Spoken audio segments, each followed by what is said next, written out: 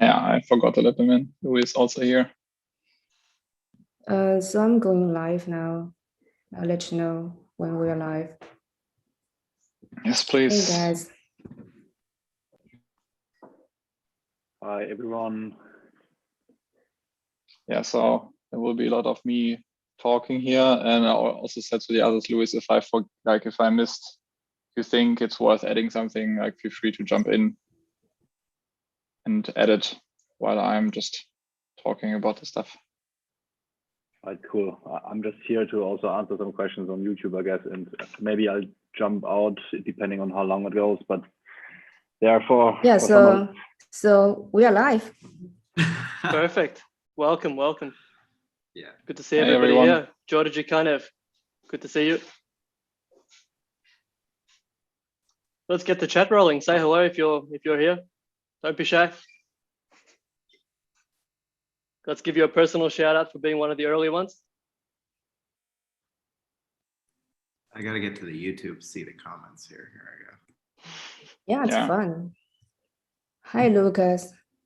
Hi, Gavin. Oh.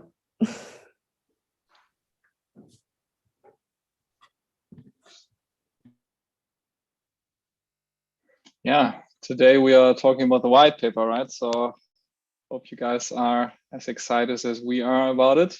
Been working on it for a while. Metroid, BM, good to see you guys. So it's like a happy white paper day. So it's Bitcoin, they have a white paper day. So today it's like May 13th. It's gonna be Gelato white paper day. Let's remember that. Nice. Yeah, you guys have been asking so much in the chats about the white paper, and here we are. We can finally review it, go through it technically. We'll walk you through all the different aspects of the white paper and a lot of the different my video is playing up. Give me 1 second. Perfect. We'll speak about the token, of course. That's one thing I know you guys are very, very excited about. Exactly. Yeah, but also just in general about Gelato and how we got here. What is the problem we are solving? I think sometimes people still confuse us or like don't know exactly what Gelato is about. Only saw sorbet. Think that's it. This is just a tip of the iceberg. That's all they get to see for now, but hopefully we can gather around a couple more people before we actually dive into it. Yeah, let's give it like a minute or so. Yep.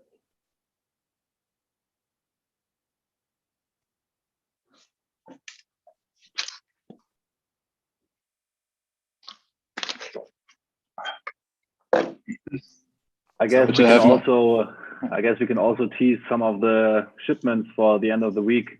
People have been waiting for the Polygon release of Sorbet, right? I think there might be some shipments that are still secret, but at least about the Polygon we can talk. All the people in the chat that have been complaining about the high gas fees, about not being able to execute small trades.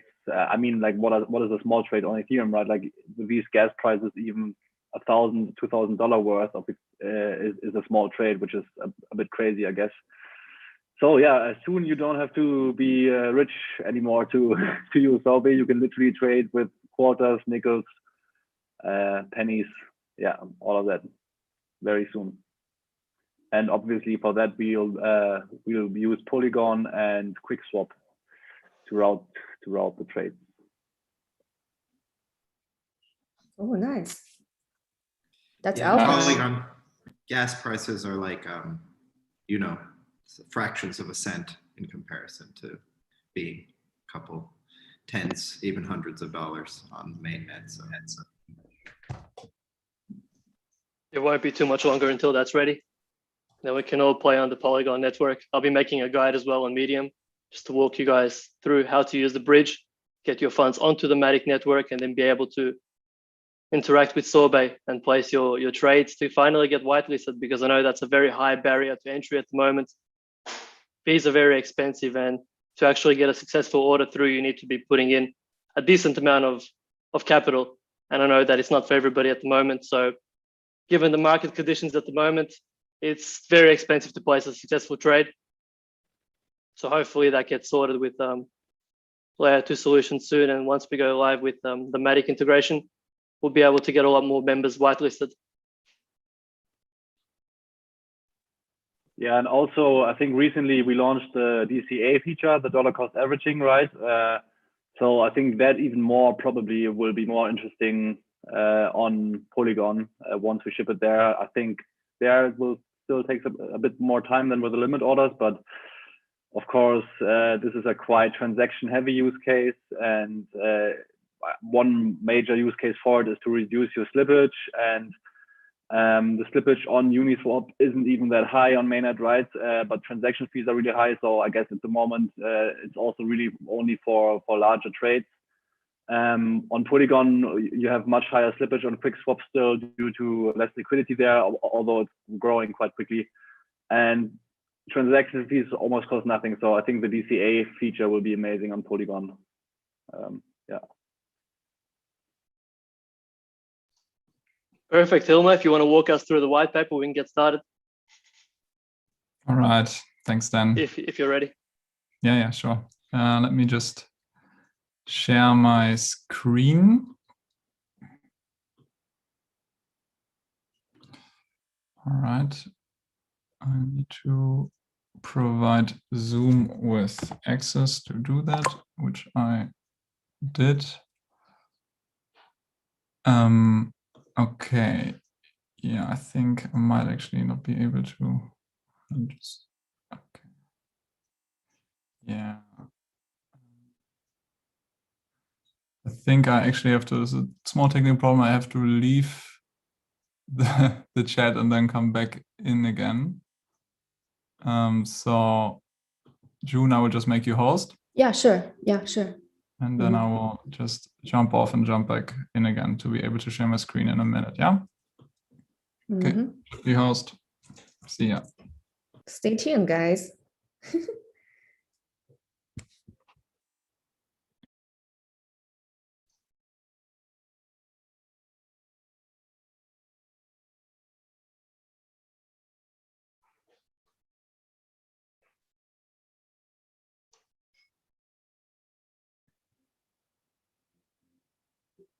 So any of you have questions, just post in the chat and then we will answer. We will get back to you after the walkthrough.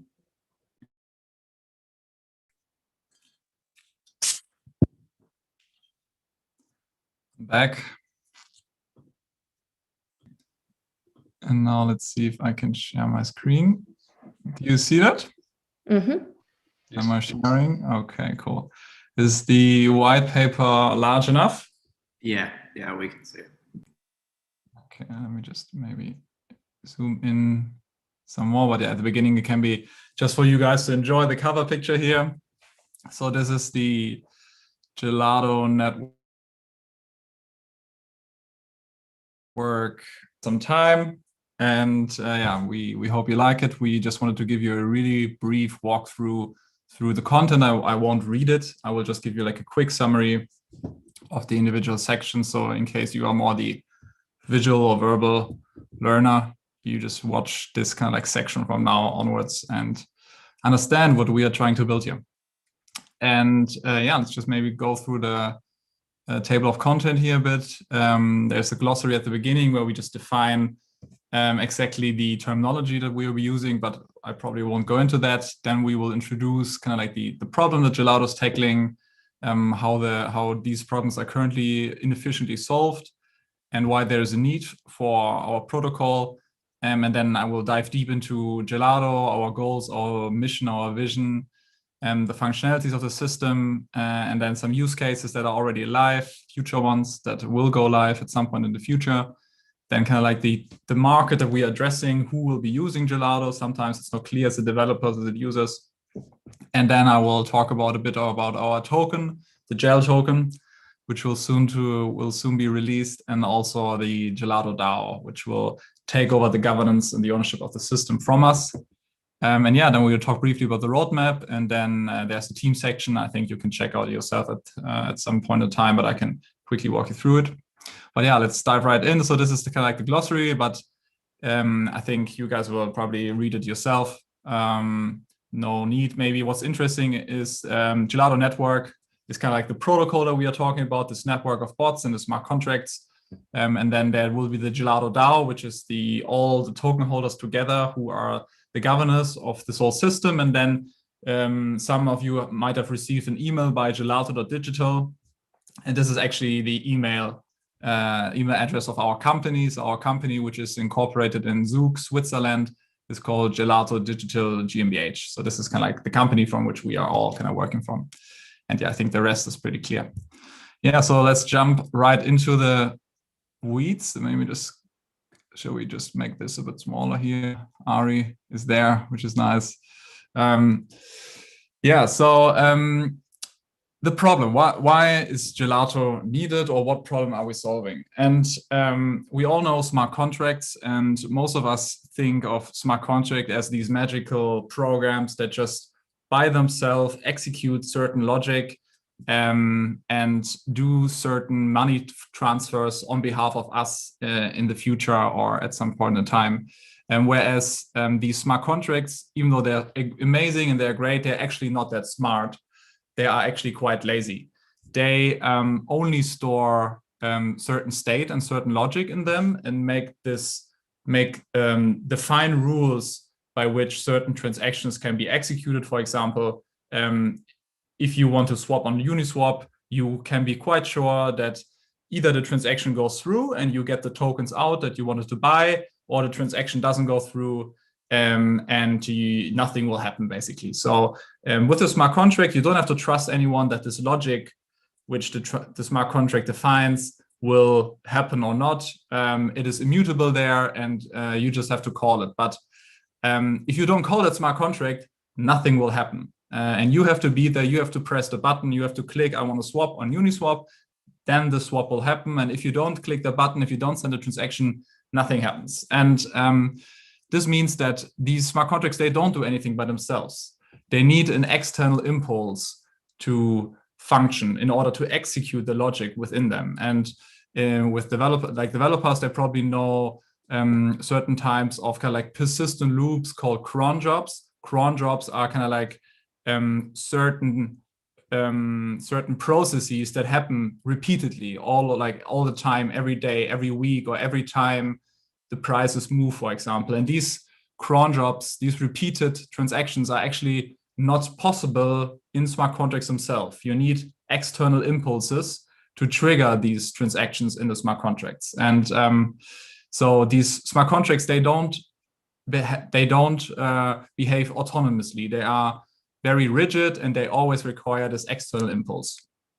But then you might ask, okay, I know, for example, I have borrowed some funds in some lending protocols like Maker, for example, and there my collateral that I provide got liquidated automatically, and I didn't have to do anything about that, right? So you might think, okay, these smart contracts, they kind of like by themselves executed that liquidation transaction, but it's not actually happening without anyone doing it. The smart contracts are not doing it themselves. It's actually bots in the background that are constantly monitoring your debt positions or whatever logic or whatever state in the network they need to monitor. And they are executing transactions in order for that smart contract to actually get the logic, get that process executed, in that sense, the liquidation.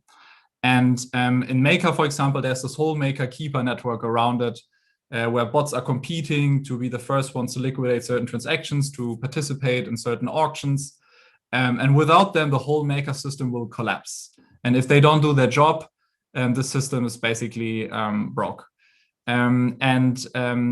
These bots are basically what makes these smart contracts behave autonomously or behave in automatic fashions. And with the Maker keeper system, for example, they spend a lot of resources in actually getting it up and running and making it secure, making it reliable, because if these bots are down, then nothing will be executed. For example, if you need to swap your tokens on Uniswap, if the price reaches X and a bot needs to do it on your behalf, but the bot is down, in practice, the transaction won't execute and you will lose the trade and your trade won't get filled. So you need to rely on these bots. And Maker, for example, they had to build up their whole bot infrastructure from scratch. They were one of the earliest projects on Ethereum. They had to do everything from scratch, spend a lot of resources on it. They have like a DevOps team that monitors bots like 24/7. And even though they had a gigantic project, right? They have a lot of funds. And even though they spend so much resources on it, the system still kind of crashed in I think March 2020, where users of the system lost around $5.4 million when these keepers were not up or couldn't get through the network to actually liquidate the positions adequately. So suddenly there were like a lot of losses for users. And if a project like Maker sometimes even can't handle it, you have to imagine like the long tail of projects that are just like a small group of developers building a DApp that suddenly got a lot of users, suddenly got like $100 million inside their smart contracts. And how do they want to manage that? Even like the larger projects can't even do it adequately. They have to hire an own team around this whole problem itself, around basically making sure these bots are always running and executing. And even if they do that, then there will still be the central point of failure, right? If their bot goes down for whatever reason, then these transactions won't get executed and users might lose much more than $5.4 million. And so the problem here is that in order for smart contracts to behave automatically, to execute certain transactions on behalf of users automatically, to ensure the systems that they're building upon are reliable and robust, there needs to be a network of bots that monitor these systems and they execute transactions at a certain time. Currently, each of these protocols is building up this network from scratch. They are building these one-sized bots for each of these applications, and they have to redo a lot of work and they have to incentivize external parties to run them, and there's a lot of value leaked to the system. And whereas, why isn't there this one network of bots that just everyone can plug into, everyone can task their transactions to this network, and they are decentralized, they are reliable, they're robust, and they can serve arbitrary use cases? Why do we have to make this special purpose bots every single time?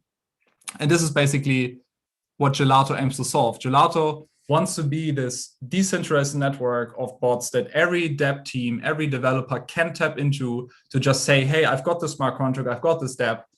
I need these functions on these smart contracts to be monitored. I need them to be executed at certain times.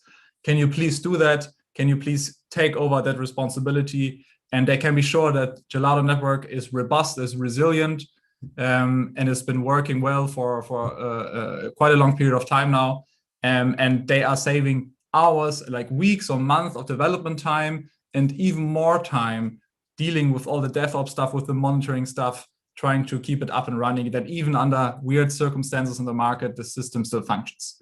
So this is what Gelato aims to be for these developers. And if you think about kind of like Bitcoin or Ethereum being the technology that enabled everyone to move their funds permissionlessly from one place to another, you can think about Gelato as actually being the technology that enables you to finally reap the real benefits of what Ethereum has to offer to you. So you can move your money everywhere automatically right now, but mostly only very high specialized bot operators that are very technological advanced have the capacity and capital and technology to actually do that. And you as the user, you kind of have to do everything manually. You're always last.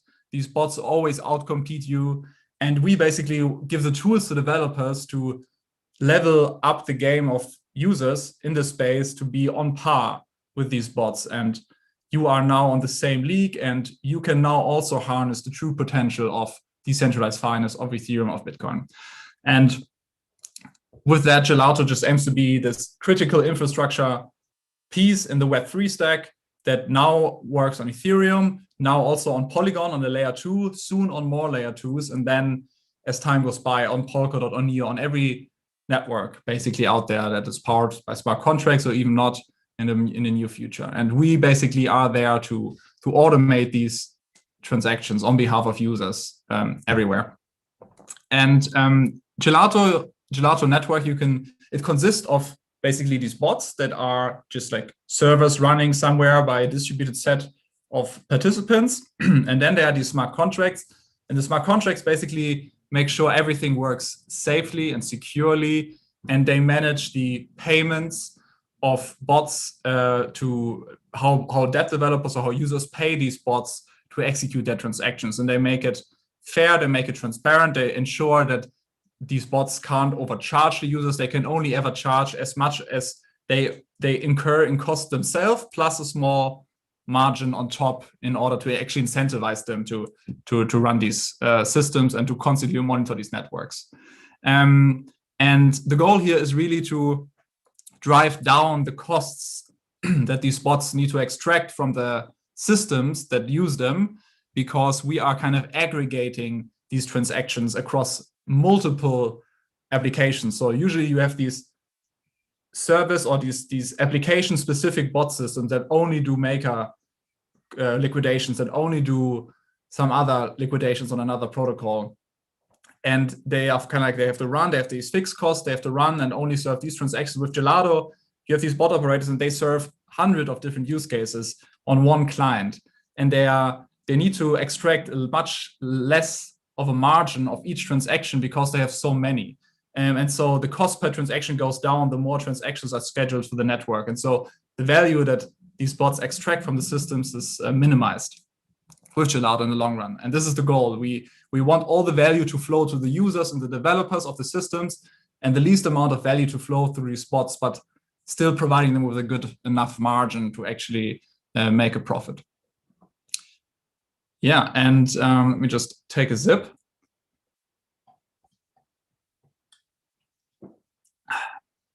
Talking quite a lot.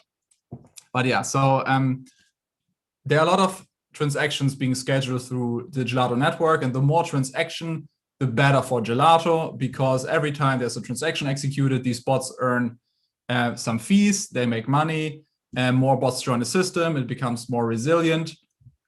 And soon we'll also go into tokenomics, and there it will also be important in terms of the value of the token. But at the moment, you can think about Gelato as being very transaction hungry.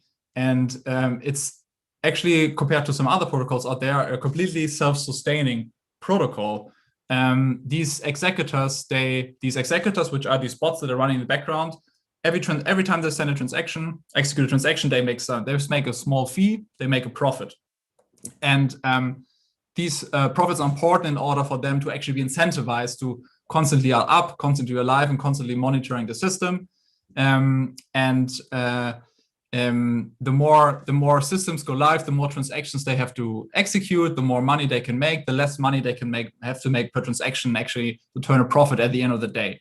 At the beginning, Gelato is not the Gelato system itself. We are not charging any fees on these bots. We are basically just giving these bots all the value that they are receiving from these transactions. But we can imagine a point in time when the future Gelato is taking a small cut of that transaction volume that flows through the system and kind of uses this to have this network be sustainable in the long run, to pay developers, to improve the system, to build up more efficient clients, and so on. So we want Gelato to be self-sustaining in the future, not being dependent on us, not being dependent on anyone, but making a revenue themselves. It's a revenue-generating protocol.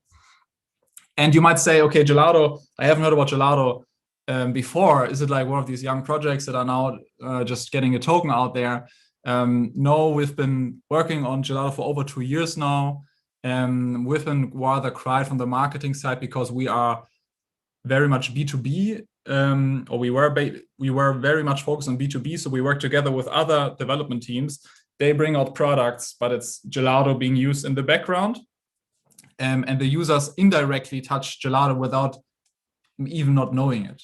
And one of the prime examples of a dApp that uses Gelato in the background is InstaDApp. InstaDApp is one of the largest DeFi asset management platforms on Ethereum. They have over 3.8 billion assets under management. It's a huge market. They enable you to move your money between different lending protocols like Maker or Compound in one click yourself. And with Gelato, what they enable users to do is, rather than having kind of to monitor your borrowing positions manually all the time and then wait for prices to drop and then go there and click yourself, basically they enable you to set up with Gelato an automatic refinance of your borrowing positions from one protocol to the next without you ever having to do anything yourself. So you can just go there, click, hey, I want to activate automation for this position. And then in the background, there's a notification being sent to the Gelato bots, which know, okay, now I need to track this guy's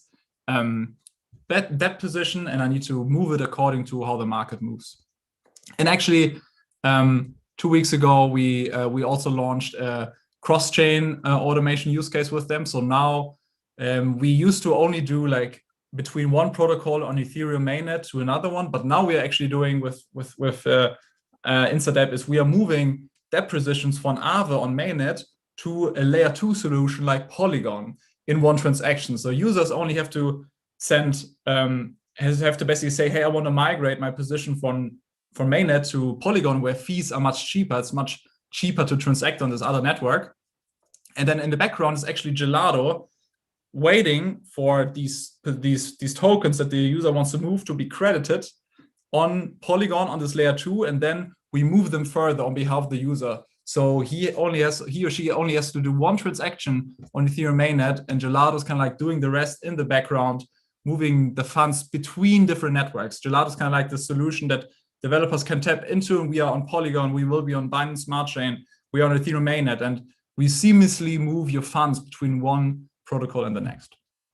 Then actually one of the first use cases we built was HAL. This is a notification platform on Ethereum, and it enables you to set triggers like, hey, if the gas price is low, please send me a message so I can send this transaction that otherwise would be too expensive to send. And what they were able to do with Gelato, which with just a limited amount of work, was to actually, rather than just like sending a notification, actually do an on-chain transaction when gas prices were low. So what they did with Gelato is every time gas prices are low, mint myself some gas tokens that can later then be used to reduce your transaction fees for another transaction. And a lot of people were actually farming gas tokens back in the day when the prices dropped below like 10 Gwei or so. And they got a lot of cheap gas tokens by using this Gelato powered feature on HAL. And it was really cool back then, actually. And now gas prices are even crazier these days, right? Then another use case is sorbet finance. This is a UI that we built to just kind of showcase what is possible with Gelato when you combine it with Uniswap. And on sorbet finance, you can set limit orders on Uniswap. So on Uniswap, you can only instantaneously swap one token to the other. But if you go through sorbet, you can say, hey, I want to only execute, I only want to sell my DAI to ETH if the price moves into a certain direction. I actually get a better rate than I would usually did right now. So otherwise, normally you would go home and you set an alert, and if the price reaches X on Uniswap, you go there and you do the swap manually. Now you can just like automate the whole process with Gelato. Then a week ago, we launched dollar cost averaging. So you can every day swap DAI into ETH. Let's say you want to accumulate ETH over the next 6 months. You can say every week, hey, please Gelato, buy me 100 DAI worth of ETH on Uniswap, for example. And Gelato's doing all the stuff in the background. And we have another really, really amazing feature coming up. Ari is working on that right now, and I think you guys will like it a lot. So the possibilities there are endless. Gelato can automate arbitrary transactions. So there's no boundary basically to the creativity of developers to implement awesome features. And then so this is of course very interesting for users, but Gelato also serves not like different types of users, which are node operators. For example, you might have heard of Chainlink. They are this network that provides you with Oracle price data from off-chain. They put it on-chain. And these node oracles, these Oracle operators, what they have to do is they have to constantly spend ETH in order to update these on-chain prices of, let's say, gold or silver and bring them to Ethereum, right? And this is quite costly, and they kind of burn through ETH all the time. And they need to constantly monitor their balances, and they need to always have sufficient ETH on there. So what some of these Chainlink node operators do that work together with us is they automate this top up of these nodes. So they always have sufficient ETH on these nodes in order to actually update the prices. Otherwise, normally they would have to wake up at like 3 a.m. in the morning, go online and top up their Chainlink node balance in order to not stop updating these oracles, right? And with Gelato, it just saves these technical operators a lot of overhead and a lot of time. So it's not only end users that use it, also kind of like technical teams that just want to save some overhead and some stress. Yeah, and you can't imagine how many examples there are that you can use in the future. We touch upon some, like you can automate DAO fund management, you can pay out employees every week, you can automate strategic investment decisions, buy it every day, you can mint NFTs based on certain conditions. You can even at some point monitor like off-chain conditions, like, hey, if the weather in South Carolina is sunny, please mint me a South Carolina NFT, right? So the possibilities there are literally endless. And yeah, so which market are we kind of targeting at the beginning? Our approach is that we kind of like start small with a small amount of use cases, a small amount of applications that require us, and then grow from there the pie slowly and gradually over time. And at the beginning will be very much DeFi. You probably all know decentralized finance. There's like it has been crazy in the past 2 years. The money, the assets under management have increased significantly. We are very much convinced that DeFi is the future, that all of centralized traditional finance will one day be powered by smart contracts, will one day be powered by these protocols that we are interacting with on a daily basis. And this is what we are focusing on right now, like slowly mainstream adoption, like Mark Cuban or Facebook, PayPal, Alibaba, Square, they are slowly getting their hands dirty and their feet wet in trying to dive into it and see and experimenting with it. And our assumption is that this will be huge in the upcoming years, and we want to be at the center of that. And what is our go-to-market? So how do we actually get a market share in this very competitive DeFi space? Is that we are at the moment very much focused on a niche, which is we are focusing on helping development teams of wallets, of aggregators like InstaDepp, or of other UIs that want to offer their users with certain automated services, and basically be the reliable automation infrastructure of these projects in the backend. And we already work together with a lot of them. We have many, many more in the pipeline that want to work together with us. And it's actually quite nice to work together with us because we have a really high quality development team that you tap into. We help you to realize your vision that what you want to build for your customers. And yeah, you have a reliable bot infrastructure at your disposal. And so these guys really value us. We value them because they build amazing features. And we provide them with really, really cool business models. For example, if you provide a service to your users that you kind of refinance their debt position on their behalf so they don't actually have to do anything, it's really reasonable to just say, hey, I will manage this position for you and I will charge you, 0.1% of the amount that I transact because I provide you the service. Little do they know that's actually Gelato bots in the background doing all the monitoring, and they can actually say, hey, for providing you the service, I can get a small cut, and like if you move $10 million, you with a 0.3% fee, you can already get like 30K per transaction executed. So this is a really cool business model for DeFi wallets, aggregators, UI developers, and that's why they value Gelato, is because Gelato also enables them to transition their manual products into automated services and also create cool business models around that to make this whole thing sustainable, right? Because these guys also have to eat, they're building cool stuff for you, they need some money, and we enable them to actually in place a cool business model that is sustainable. Yeah, and then as soon as we have more scaling and transactions get cheaper, we see there's a whole new dimension of non-financial related use cases that could use Gelato to improve the UX of the customers, being DAO management, where you have proposals. These proposals need to transition from a state being, hey, you can vote upon the stuff, the votes are being processed, to the votes are now being enforced. Every time you need transactions to be sent, and basically you can just leverage Gelato in the background to do all of that. So there are tons of use cases there. And at the moment, the financial ones are more important because there people are actually willing to pay high transaction fees. For lower ones, not currently, but with layer 2s, this whole thing will change. And then like the big grand vision of Gelato in the future is that these decentralized finance and centralized finance, they merge, right? And they will, all these like PayPal, Square, Revolut, or whatnot you're using, Alibaba Pay, they will all tap into these DeFi projects in order to provide them with instant credit, instant borrowing, instant trading, instant leverage, and there will be this need for automating transactions and value across different networks. Also talking about the centralized world, maybe you need some APIs from centralized exchanges or banks or whatnot to really provide a seamless user experience. And Gelato in the future wants to be this backbone that also can interface with centralized finance, traditional finance, because DeFi will grow, but like these things take time, 20, 30 years in order to fully merge into it. And there will be this huge transition period where these systems work in tandem. And Gelato aims to be this backbone that moves the money from one place to another autonomously all the time. And yeah, so this is kind of like what's the vision, where we want to be, what we are targeting. And currently we are basically the core development team.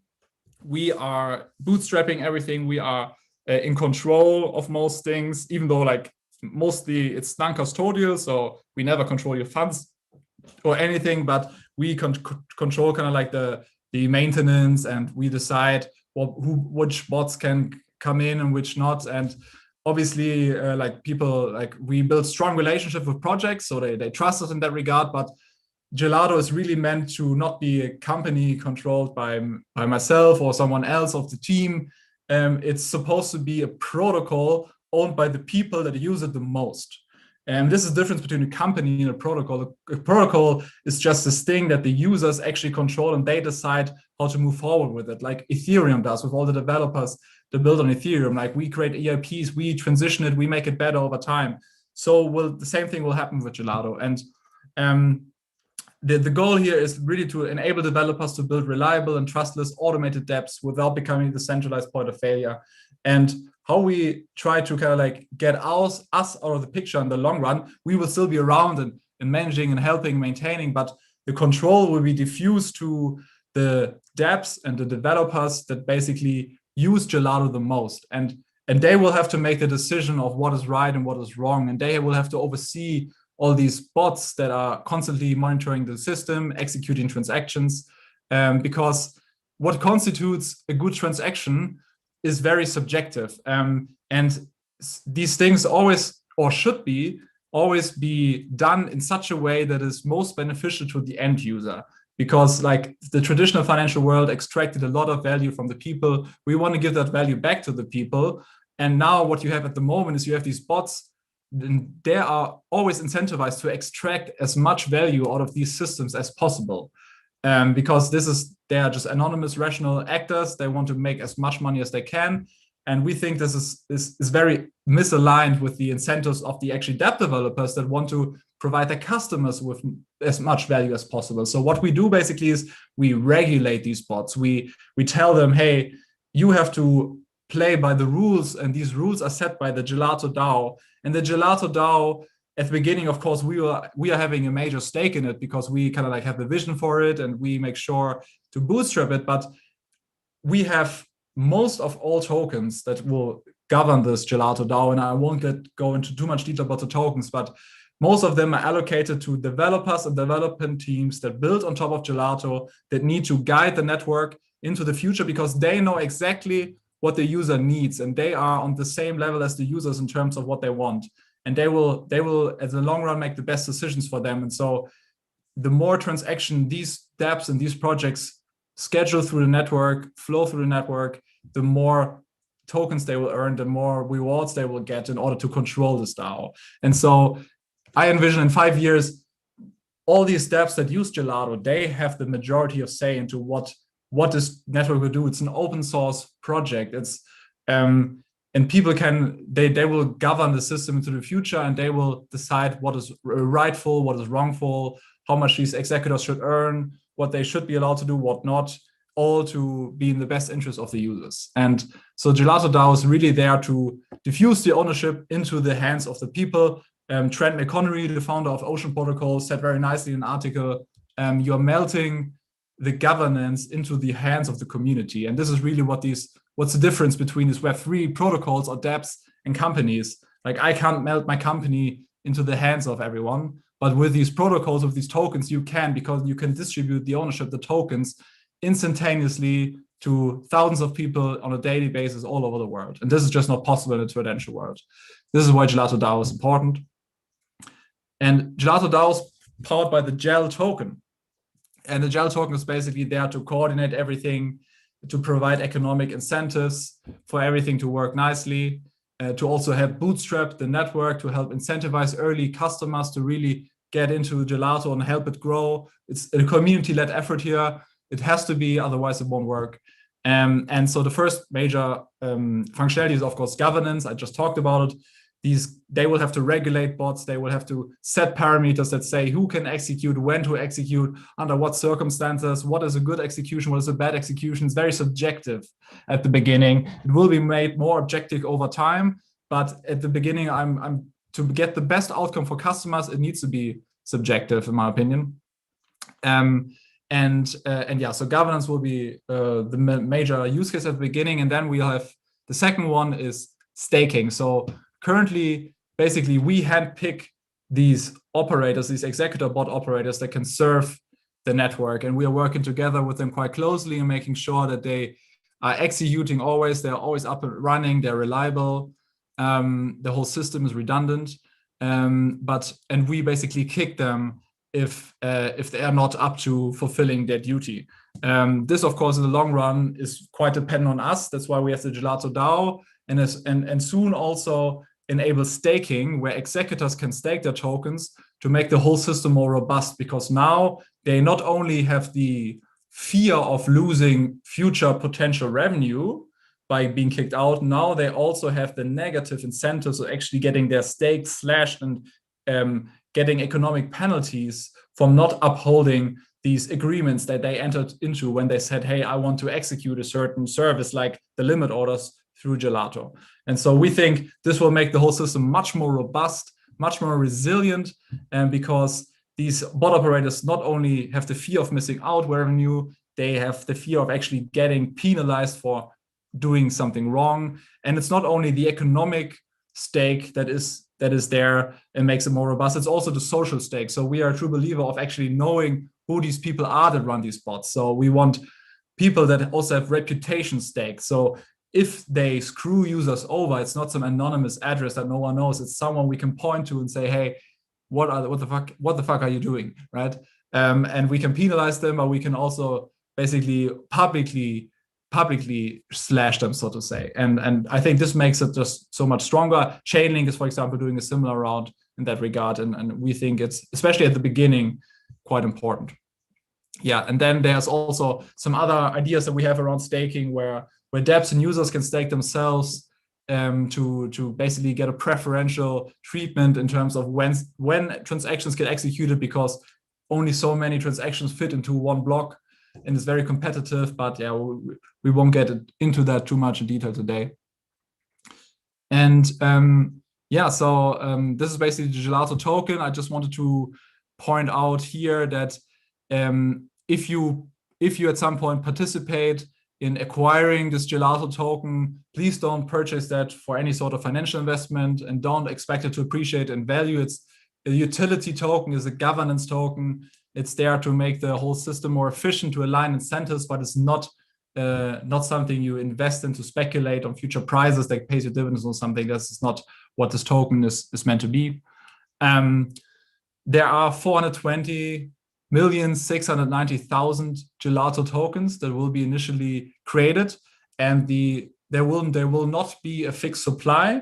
There will be a fixed supply for the first couple of years, but then in the long run, we believe, and similar to Uniswap does it, there needs to be always, to make it really sustainable for the next 100 years, there needs to be a mechanism that always incentivizes new participants to enter the market and continuously issues new tokens, because you can't just like stop here and then not reward any new people from entering the system. You continuously need to incentivize them over many, many years in the future. And so having like we will limit the amount of tokens that can be minted per year, probably to like 2% or something.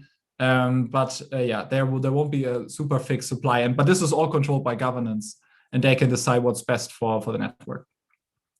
Yeah, in terms of roadmap, I talked a lot about what Gelato is. I hope you got a bit better idea about what we are dealing with. Just kind of going back in time, Gelato has been around for quite some time. We launched our initial alpha, which was kind of like an IFTT type of UI where you already could place limit orders on Kyber or Uniswap or stop losses on BZX with margin positions back in the day. We launched it in December 2019, January 2020. Already had like Kyber, Uniswap, BZX integrated. Back then we started off and it was middle of the bear market. We didn't have any funding, obviously. And we received grants by Metacartel and Gnosis back in the day that supported our vision, that supported our products. So shout out to Gnosis and Metacartel. They really financially helped us a lot during that rough time when ETH was at like $100. And they enabled us also finance our first audit to get Gelato Network. We won live in mid 2020. And then we partnered up with amazing projects like Chainlink, with Instadap, Furukumbo, also another amazing aggregator, HAL, Gnosis that supported us. And we closed an initial seed round by an amazing set of investors. They include IOSG Ventures, Galaxy Digital. They were our lead investors back in the day. They have some other really high-class investments like 1inch, for example, or IOSG is invested in the most major layer 1 protocols as well. And then we also have I will talk about them at the bottom. And at the beginning of this year, we really started picking up speed. We were able to hire a really, really amazing team now. We are a bunch of really smart people in this team. And we relaunched the second version of the protocol, Gelato V2. We went live with the first major use case on Instadap. We are automating collateral worth over 180 million, I think, these days. So there's a lot of value already controlled and secured by Gelato. And recently we really picked up speed. We partnered with Polygon, Web3 API. We launched Gelato also on Polygon. We launched Sorbet Finance in like the shortest period of time possible. We enable cross-chain automation between layer 1, Polygon, and soon we will, when the token gets out, launch the Gelato DAO. We enable people to vote and participate in the governance, and we will launch the first developer mining schemes where developers that channel through transactions through the Gelato network, which is transaction hungry, will receive rewards. So kind of like a KPI-driven token minting scheme. And the goal is really to be integrated with every major wallet and DeFi aggregator and dApp out there this year, beginning of next year, make the whole system more robust with staking and slashing, and then at some point even enable off-chain data to be used to decide when certain transactions will be executed. This is a whole different story that we are talking to some projects with, which is super interesting. And it goes on into a really having Gelato be completely fully decentralized by an on-chain DAO. At the beginning, we'll be basically off-chain with Snapshot, and then we have like a real complete decentralized system in place. We believe that we have to kind of like do it in a gradual process over time, just to decrease the kind of like friction of people having to participate too much at the beginning. We still have to bootstrap it quite a bit, but this is like the set in stone that Gelato will be completely decentralized. Then the grand vision is really having all these different protocols, layer 1s, layer 2s, and Gelato in the middle, and being able to serve all of them and moving funds seamlessly between one protocol and the next without you ever realizing you're actually leaving one protocol, without developers having to interface with different bots that serve different networks. You just have one network, it serves all the blockchains, all the layer 1s, layer 2s, and this is Gelato, and it's reliable across all these networks. And we are a very diverse international team. We are living in Germany, Switzerland, France, New York, everywhere in the world, China, Poland. And Luis also on the call with myself. We started Gelato back in 2019. We've been working together for ages, a long time. And I've been best friends for even longer. So we are sticking around together and we are not just breaking up tomorrow. So this is an impossible scenario. And then we have some really amazing people that also in this call. Mathieu worked as a IT quant in Société Générale in France, really math-driven finance guy with a technical background, perfect for DeFi. Similar to Ari, he comes more from the cryptography background, but very talented software engineer who has all sorts of traits. Yaya, who's our DevOps guy. June, she's our woman in tech in our team. She led and co-founded Debt.com. She's doing the growth marketing side of things. She's really valuable in that regard, and all the Whitepaper and stuff is kind of like done by her. And then Pedro, who's just our mastermind behind all different parts, helping everywhere. David, who is in charge of really growing Gelato, getting new customers, talking to new teams, being in every community out there, getting the word out. And then Dan, who you all know is our community manager, who really does an amazing job helping people to navigate through these complex Web3 products that we are building. And he will be your contact person every time you have questions. And then our seed investors, amazing group. So we want to be a DAO. Our goal was always to be funded by DAOs as well. And so we are super proud to be in the first investment batches of both Metacapital Ventures and the DAO, the first venture DAOs on Ethereum. We're super pumped about them. We've been working together with them for quite some time. Then Gnosis, who supported us early on, also invested in us. They believed in the vision. Then we have two very, very good VCs, IOSG and Galaxy, as I said. D1 Ventures with Cassandra Chi, also very deep into DeFi, very deep into Ethereum, is giving us a lot of very valuable contacts. And then two angels include, for example, Christoph Jensch. He created the first DAO on Ethereum back in 2016, I believe. And he was also a very early team member of the Ethereum Foundation, working on the protocol very early on. He went on to founding Slockit. And then Ming, who is just an amazing guy. He is also an advisor at Instadep and Blockfolio. He's just so valuable in terms of connecting us to a lot of projects to help us grow. And I think that's already it. I hope I didn't bore you to death with this very long talk. And if you have any questions right now, I think the team is happy to answer it. And it's already live on our website. You can click on it and you can check it out and read it, print it out, or just read on your tablet, ask us questions about it. There will be more information regarding everything released shortly, but this is a nice summary, I think, that just gives everyone an understanding of why Gelato is important and why we care building it. And let us know if you have any questions. Nice work. That was a lot. I learned stuff, and I work here, so.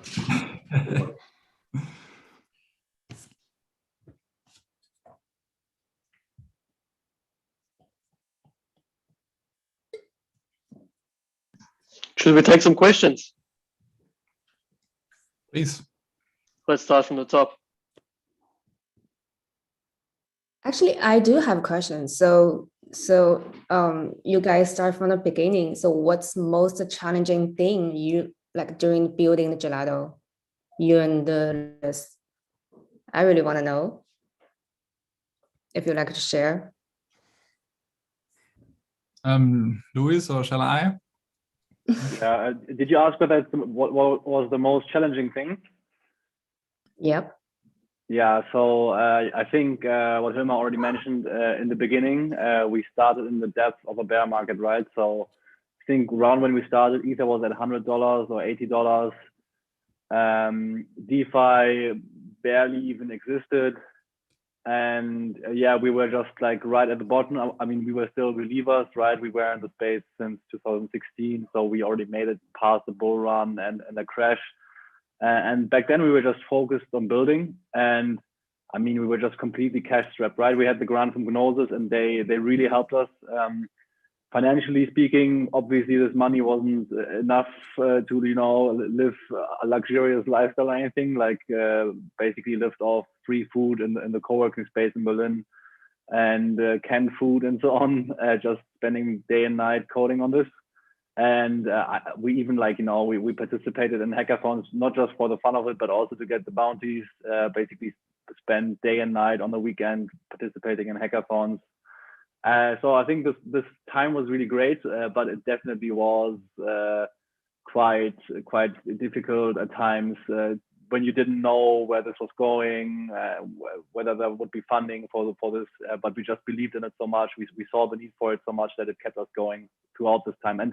And for more than a year, right? Like, I mean, we did get the grant funding from Gnosis. By the way, any developers, you should really look out for these grant programs and apply there. Gnosis had one. I'm not sure if it's still there. Metacartel had one that we benefited from also in 2019. Those hackathon bounties. And yeah, I mean, it took us, or we waited for more than a year to get our initial seed round done in September 2020. So we started Gelato in May 2019. So well more than a year before we got initial funding and were able to hire and grow the team, right? Up until then, it was basically us two and the people that believed in us and that helped us here and there, you know, like most notably, I would say Gnosis. They also gave us free access to their full node co-working space. And there we had like breakfast every Wednesday. You had drinks, food, and all of that. In the early stage, these little things can really help you. Yeah. So the hardest thing was finding food, it sounds like. Yes, so surviving the bear market. Because you didn't want to sell your crypto back then because it wasn't worth much. So yeah, luckily it was Berlin as well. Berlin is a nice town. Yeah, luckily Berlin is not that expensive, so you can live with quite just a small amount of money.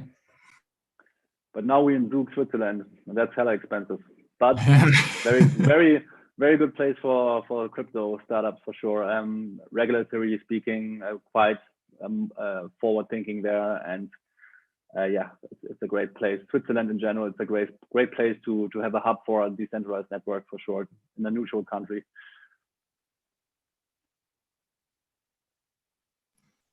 I'm seeing a lot of questions about a couple of questions have come up about running and how to run your own node. So maybe making if anybody wants to probably hear more, Luis. Yeah, basically with Gelato V2, we did a major upgrade, right? So the protocol shifted a lot of the complexity off-chain, which means that in Gelato V1, it was very easy to run a node. Gelato V1 was completely just basically designed to make it as easy as possible to run a node, a bot for Gelato. However, we realized that we sacrificed a lot of stuff for the actual like demand users, you know, like users that like web developers and end users, because what we gained in simplicity for the node operators, we completely traded off for like complexity on the integration side, on the smart contract side. And we realized that it would be hard to continue the network like this because shipping features was taking too long. So recently we launched V2. This V2 model has not yet a very like lightweight standard implementation for those nodes, but we're working on it so we can distribute them later this year. Until then, best thing is to just contact us and we will help you get we can help you get a node up and running. But obviously our aim is to eventually have a standard implementation that we distribute under some license, probably open source, and that everyone can then spin up themselves. But given the complexity of this off-chain computation and the customization needed for every use case, this will still take some time to really get done in a high quality manner. Yeah, and yeah, if you're really interested, just reach out to us. Yeah, and so we like the process of getting new kind of like operators on board will be kind of like gradual over time. Also depending on how much kind of like is at stake and how much transactions flow through the network. And there's really no point in having it completely permissionless and decentralized in terms of everyone can just like join in, because the benefit of redundancy and reliability that you get after having like, I don't know, 20, 30 operators on board is really probably marginal. It depends on like how you split these things up, who can do what, but it's not really that having 1,000 people, 1,000 operators increases like the security and reliability over like 100. This really depends on how many transactions have to be executed, how many dApps use Gelato. So this has to be kind of like scaled gradually. So now it won't make any sense to have like 100 people on board. Now, like a small number of people will suffice, and then as it grows, we will grow the number of people that will run it. And this just makes it, first of all, easier to coordinate, because we are coordinating these people. We don't want them to front run each other. We don't want them to kind of like generate losses because they kind of get into their way. The other benefit is just that it makes it just not only technically less expensive, but also just operationally easier to deal with at the beginning. This will be a gradual process. And if you want to, definitely reach out to us. We have got a list of those people that are interested, and then we'll talk to you, and at some point the DAO will take over this decision. So then it will be like an application process that you have to do. We have to kind of show who you are, and then this will be kind of like handed over to the people this process.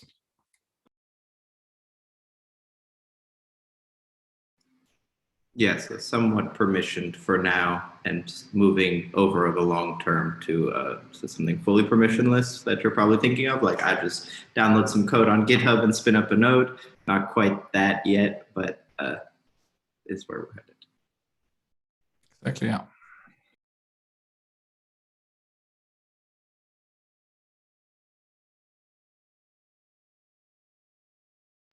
So another question.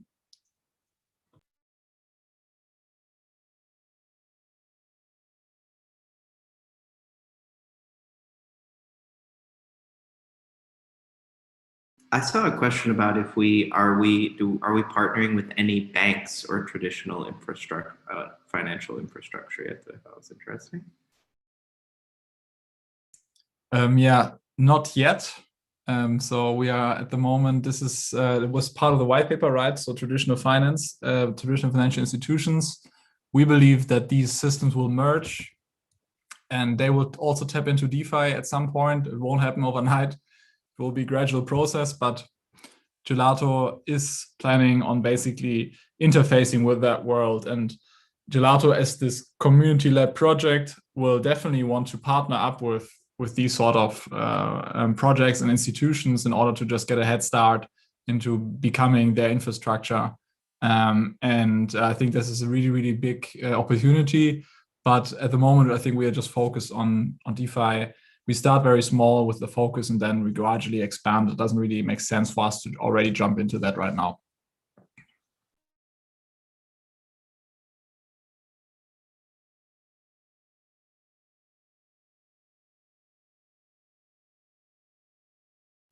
Someone asking about tutorials. This is one area where we can definitely improve. We still don't have a very good documentation, or like at least it's a bit outdated, I think. But we will ship more and more tutorials, articles, explainers, and documentation, and also videos like this where we go through any new features and try to explain it as good as we can. Yeah, more coming here, but apologies for not really having much on this side yet. Yeah, docs. We need to update our docs. Definitely. There is V1. There is that Gelato Uniswap sort of tutorial GitHub, but it's V1. Yeah, we need to update the docs to the V2, basically how to build like a simple V2 use case using Gelato 5 modifier. We definitely need to get that going. 100%.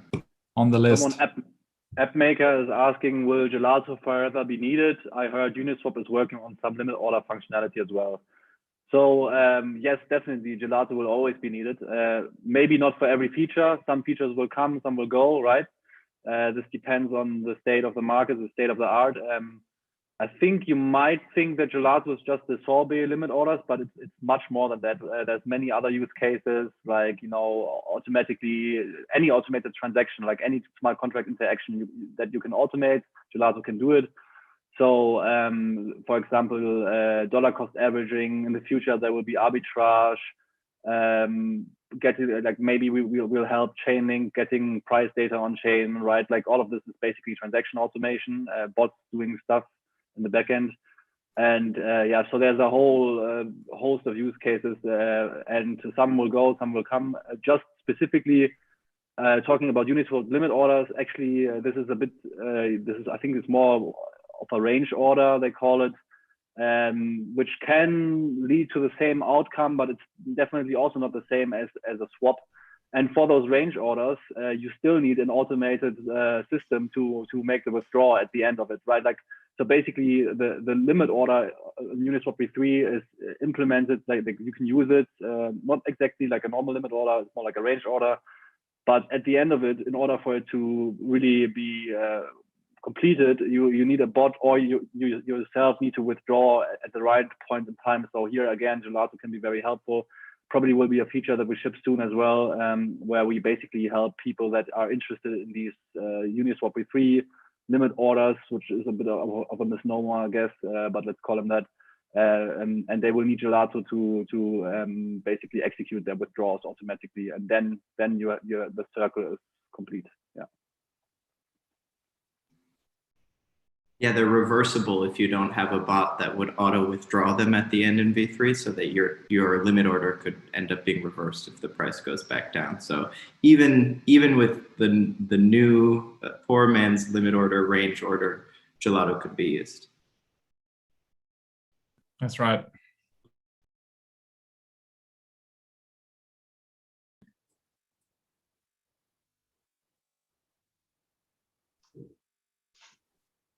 Should we start to wrap it up here?